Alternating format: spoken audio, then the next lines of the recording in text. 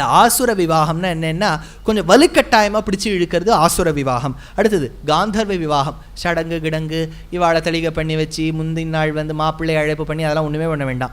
மோதிரத்தை மாற்றினுட்டு 2 பேரும் கட்டி பிடிச்சுனுட்டா அதுதான் காந்தர்வ விவாகம். எவ்வளோ சுலபமாக பாருங்க அது. அடுத்தது ராட்சச விவாகம். என்னென்னா பெண்ணுக்கு பிள்ளையை பிடிச்சிருக்கு, பிள்ளைக்கு பெண்ணை பிடிச்சிருக்கு, பெண்ணு வீட்டு காராளுக்கு பிள்ளையை பிடிக்கல அப்படின்னா பெண்ணின் அனுமதியோடு பெண்ணை இழுத்துன்னு போகலாம். இது எப்படி தெரிகிறது? 7 ஸ்லோகங்கள் எழுதுறாளா ருக்மிணி. ஸ்ருத்வா குணான் புவன சுந்தர ஷண்வதாந்தே நிர்விஷ்ய கர்ண விவரைஹி ஹரதோங்கதாபம் ரூபம் திருஷாம் திருஷிமதாம் அகிலார்த்தலாபம் துவையச்சுதா ஆவிஷதி சித்தம் அபத்திரபம்மேன்னு எழுதுறாளா. மயா ராட்சசேன விதினான்னு சொல்கிறா. ராட்சச விவாகமாக குலதேவி யாத்ரா, நான் அம்பாள் கோவிலுக்கு போகும்போது என்னை இழுத்துன்னு போயிடுவோன்னு ருக்மிணி சொல்கிறா. ராட்சச விவாகம். 8வது இருக்குது பைசாச்ச விவாகம். பெண்ணுக்கே பிடிக்காத மாப்பிள்ளை பெண்ணு தூங்கும்போது பெண்ணுக்கு கொண்டு திருமங்கல்ய தாரணம் பண்ணிவிட்டா அதுக்கு பைசாச்ச விவாகம்னு பேர். இதெல்லாம் யார் யார் பண்ணலாம்னு ஒரு விதி இருக்குது. எல்லாமே எல்லாருக்கும் அப்ளை ஆகாது. பிராம விவாகம், தெய்வ விவாகம், ஆர்ஷ விவாகம், பிராஜாபத்தியம் பிராமணனுக்கும் க்ஷத்ரியனுக்கும் அப்ளை ஆகும். அடுத்தது ஆசுர விவாகம்ங்கிறது க்ஷத்ரியன் வைஷ்யன் சூத்ரனுக்காகும். காந்தர்வ விவாகமும் ராட்சச விவாகமும் க்ஷத்ரியாளுக்கு மட்டும்தான் பொருந்தும். அதனால்தான் ருக்மிணி சொல்கிறா கிருஷ்ணரை நீ வான்னு. ஏன்னா அது க்ஷத்ரியாளுக்கு மட்டும்தான் பொருந்தும், பிராமணன் நினச்சா அப்படி பண்ணிக்க முடியாது. அடுத்தா 8வது பைசாச்ச விவாகம். அது யாருக்குமே அப்ளை ஆகாது. பெண்ணின் அனுமதி இல்லாமல் போய் இப்படி கல்யாணம் பண்ணிக்கிறது. ஆனால் அது எதுக்கு ஒரு விதியாக அதுவும் ஒரு கல்யாணமாக வச்சுருக்கான்னா வேதம் சொல்லாததையும் சில பேர் கடைப்பிடிப்பா இல்லையா. அதனால் அவளுக்குன்னு ஒரு கேட்டகரி வைக்க வேண்டாமா இல்லையா. எல்லாரும் இன்கம் டேக்ஸ் டிக்ளேர் பண்ணுங்கோ. யாரெல்லாம் டிக்ளேர் பண்ணலையோ அவளுக்கெல்லாம் தனியாக ஒரு இடம் வச்சுருக்கோம், அங்கே டிக்ளேர் பண்ணுங்கோ சொல்கிறா இல்லையா. அந்த மாதிரி இந்த இடத்துல சொல்லி வச்சிருக்கார். பைசாச்ச விவாகம்னு சொன்னார். சொல்கிறார் காந்தர்வ ராட்சசௌ க்ஷத்ரே தர்மியௌ தௌ மாம் விஷங்கிதாக. சொல்கிறார் காந்தர்வ விவாகம் ராட்சச விவாகம் நம்ம பண்ணிக்கலாம், ஏதாவது ஒன்று பண்ணிக்கலாம்.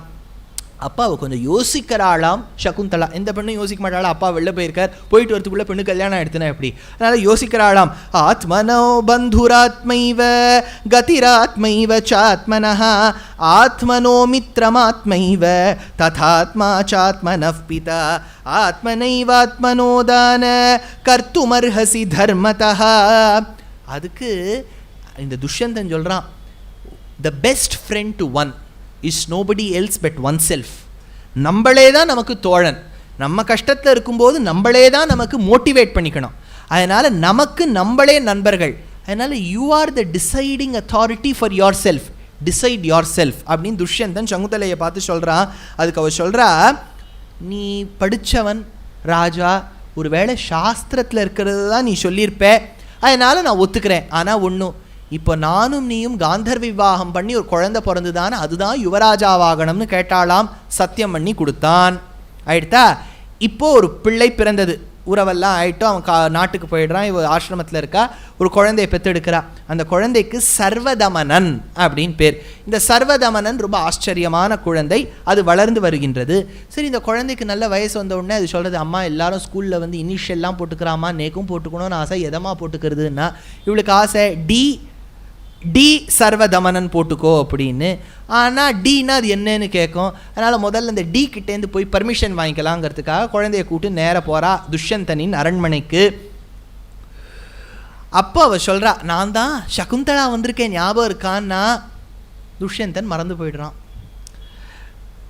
சொல்கிறான், அப்ரவீனஸ்மராமீதி கஸ்யத்வம் துஷ்டதாபசி. எனக்கு ஒன்றுமே ஞாபகம் இல்லையே, உன்னை பார்த்தா மாதிரியே ஞாபகம் இல்லையே, நீ யாரு துஷ்டதாபசி, ஏதோ நீ பில்லி சூன்யம் வைக்கிறதுக்காக வந்திருக்க போகிற காட்டிலேருந்து நீ யாரு அப்படின்னு கேட்குறான். அடுத்தது சொல்கிறான், தர்ம அர்த்த காமத்துக்காக கூட நான் யாரோடையும் சம்பந்தமே வச்சுட்டது இல்லையோ, உன்னோடலாம் நான் பார்த்ததே இல்லை, நீ யாருன்னு கேட்டானாம். தர்ம காமார்த்த சம்பந்தம் நஸ்மராமி த்வயா சஹ கச்சவா திஷ்டவா காமம் யத்வா பீச்சசி தத்குரு. விதிர்த்து போயிட்டாள் சகுந்தலை. அவளுக்கு என்ன சொல்கிறதுனே தெரியல. அவள் திரும்பி சொன்னாலாம், என்ன நீ ஏற்றுக்காமலையோ என்ன நீ அனுமதிக்காமலையோ இருந்தால் அதே இடத்துல உன் தர 1000 துண்டா செதறி போகும்னு சொன்னாலாம். எதிமேயாச்சமானாய வச்சனம் ந கரிஷ்யசி துஷ்யந்த சததா மூர்தா ததஸ்தே அத்ய ஸ்புட்டிஷ்யதி. 100 துண்டா வெடிச்சு போவோம், 1000 துண்டா வெடிச்சு போகும்னாலாம். அடுத்தது சொன்னாலாம், ராஜா கேட்டுக்கோ, எப்பேற்பட்டவனும் தன் பத்னியை கல்யாணம் பண்ணிண்டா அவனுக்கு குழந்தை அவனே புனர்ஜன்மம் எடுக்கிற மாதிரி என் குழந்தை இங்கே பக்கத்தில் இருக்கு, உனக்கு புனர்ஜன்மம் எடுத்தார் போல் நீ கேட்டியே சாட்சி எதுன்னு இந்த குழந்தை தான் சாட்சினாளாம்.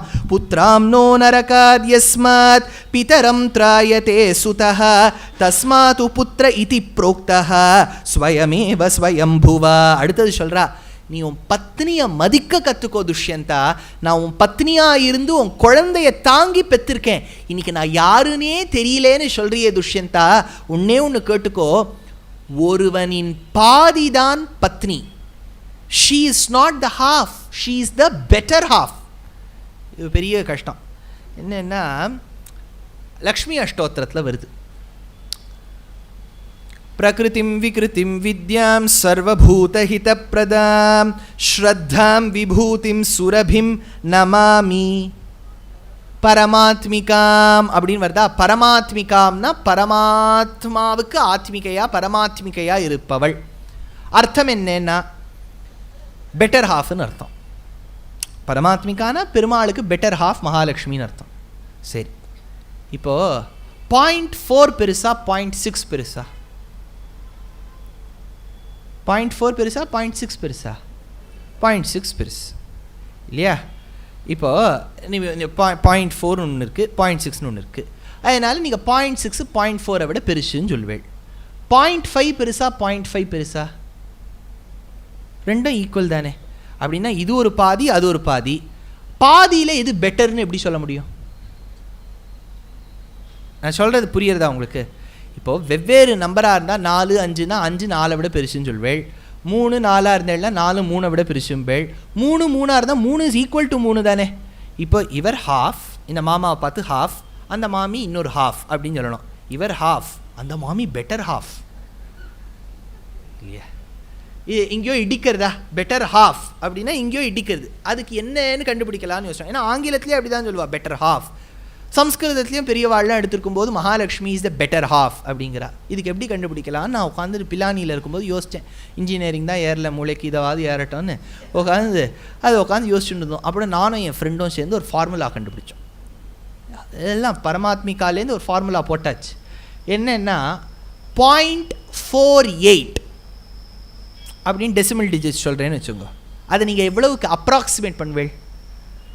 0.48 அது எவ்வளோ? 0.5 அப்ராக்சிமேட் பண்ணுவேள். 0.52 0.52 அது எவ்வளோ அப்ராக்சிமேட் பண்ணுவேள்? 0.5. இது என்ன சுவாமி 0.48ம் 0.52ம் சேமா? சேம். ஆனால் அப்ராக்சிமேட் பண்ணும்போது ரெண்டுத்தையும் ஒரே நம்பருக்கு கொண்டு வந்துடுவேள். அப்படின்னா என்ன? பெருமாள் அப்ராக்சிமேட் பண்ணால் 0.5க்கு வந்துடுவார், பிராட்டி அப்ராக்சிமேட் பண்ணால் 0.5க்கு வந்துடுவா. ஆனால் பெருமாள் 0.48லேருந்து அப்ராக்சிமேட் பண்ணப்பட்டவர், பிராட்டி 0.52லேருந்து பண்ணப்பட்டவள். அப்படின்னா இந்த half is better then the other half இல்லையா? அதனால் பெருமாளை விட பிராட்டி வசதிங்கிறதுக்காக அதை பெரியவாள்லாம் பெட்டர் ஹாஃப்னு சொல்கிறா அப்படின்னு ஒரு ஃபார்முலா கண்டுபிடிச்சோம். இதெல்லாம் நீங்கள் உட்காந்து வியாச மகாபாரதெலாம் தேடாதீங்க, ஏதோ ஒரு ஃபார்முலா, அவ்வளோதான். அர்த்தம் பாரியா மனுஷ்யஸ்ய, அர்த்தம் பாரியா மனுஷ்யஸ்ய, பாரியா மனுஷனில் பாதி, அர்த்தம் பாதி. பாரியா சிரேஷ்டதம சகா. ரொம்ப அழகாக யக்ஷ பிரஷ்னம்னு பின்னாடி வரும். யுதிஷ்டிரனை பார்த்து யக்ஷன் கேள்வி கேட்கறது, யுதிஷ்டிரா, ஒரு கணவனுக்கு ஒரு மனிதனுக்கு வாழ்க்கையிலேயே ரொம்ப உன்னதமான ஃப்ரெண்ட்ஷிப் யாரோட இருக்கணும்? சொந்த பொண்டாட்டியோடங்கிறார். பொண்டாட்டியோடையே ஒழுங்காக ரிலேஷன்ஷிப் இல்லைன்னு வச்சுங்க, ஒர்க் பிளேஸ்லேயும் மென்டல் பீஸ் இருக்காது, மற்றவாளோடையும் பழகிறதுக்கு இருக்காது. So you should treat your wife as your best friend. சகா சப்தபதா பவ. சப்தபதி முடிக்கும் போதே சொல்கிறது என்ன?